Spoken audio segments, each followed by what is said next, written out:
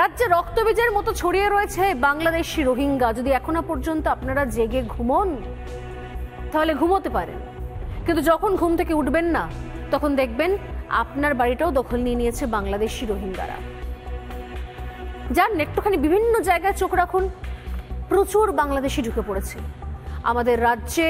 প্রচুর বেআইনি অনুপ্রবেশ হয়েছে, বাংলাদেশি ঢুকেছে। শুধু তাই নয়, এখানে ঢুকে পড়েছে লাস্ট কয়েক বছরে, 5 বছর 7 বছরে তারা ঢুকেছে, তারা এখানে সংসার পেতেছে। বাংলাদেশে পরিবার রয়েছে, এখানে এসে আবার বিয়ে করেছে, সংসার পেতেছে, চাকরি করছে, সব ডকুমেন্টস করে নিয়েছে। এবং কেউ কেউ কি করেছে, এখান থেকে ভাড়াটে, আমি আগের দিন বলছিলাম আপনাদেরকে, ভাড়ায় মা বাবা নিয়ে নিয়েছে।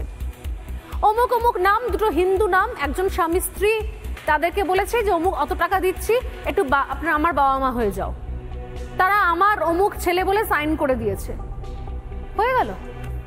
এই সমস্ত কিছু নেটওয়ার্ক চলছে, এবং নেটওয়ার্ক চালাচ্ছে কারা?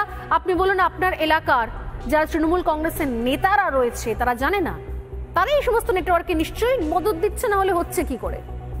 কাউন্সিলর চাইলে ধরতে পারবে না, পঞ্চায়েত প্রধান চাইলে ধরতে পারবে না, এমন তো হওয়া সম্ভব নয়।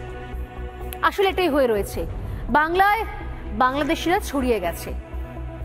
আর এসআইআর হলে এই গাজালা হচ্ছে তাই মমতা বন্দ্যোপাধ্যায়ের। কারণ মমতা বন্দ্যোপাধ্যায় জানেন যে এসআইআর হলে এই যে সমস্ত ভুয়ো ভোটার তালিকায় নাম তুলে বসে আছে যারা, এই জিয়াউল শেখ, ফরিদ শেখ, পিন্টু শেখের মতো লোকজনেরা যারা আসলে বাংলাদেশি, তারা আমাদের এখানে ভোটার তালিকায় নাম তুলে বসে আছে, এবং এরাই ভোটার লাইনে দাঁড়াবে, ভোট দেবে।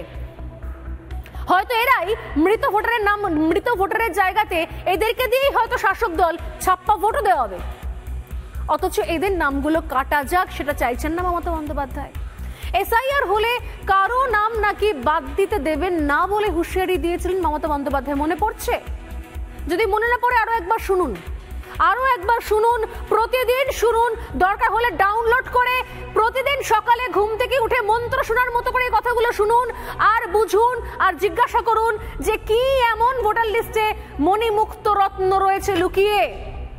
কত আহমেদ, কত শেখ, কত মাসুদ লুকিয়ে রয়েছে, যাদের জন্য মমতা বন্দ্যোপাধ্যায় বলেছেন যে একটা নামও কাটতে দেব না। শুনুন। আর আমি সমস্ত জনগণকে অনুরোধ করব, দেখতে পাচ্ছেন ইলেকশন কমিশন কি করছে, সবাই মনে রাখবেন আপনার ভোটার লিস্টের নাম আছে বলে ছেড়ে দেবেন না। লাস্ট দিন পর্যন্ত দেখবেন এই ভোটার লিস্টে যেন আপনার नाम থাকে, নাহলে আপনার অস্তিত্ব কেড়ে নিয়ে ডিটেনশন ক্যাম্পে রেখে দেওয়ার চেষ্টা করবে।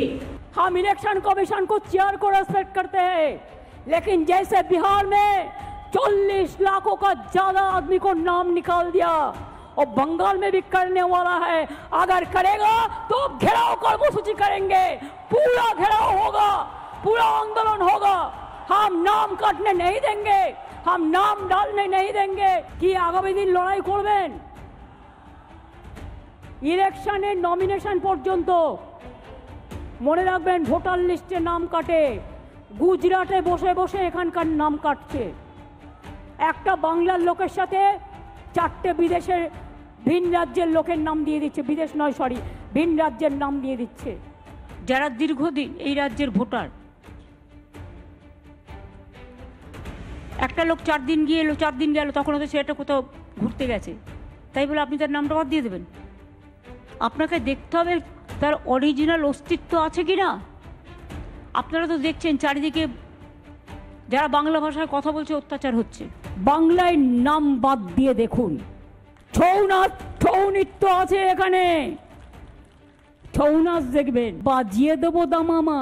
যাবে নাকি সর্বধর্ম সমন্বয়ের লোকেরা একটু বাড়ি বাড়ি সার্ভে করতে আপনাদের সাথে?